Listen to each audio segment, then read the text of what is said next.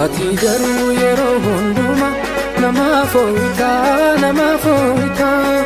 humna laafee abdii qallatee dukkana ibsita gaafa guyyaan gaddaa dheeratee nama boosisu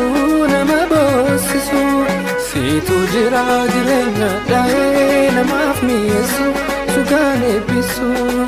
Ati garuu yeroo hundumaa nama fooyita humna laafee abdii qallatee dukkana ibsita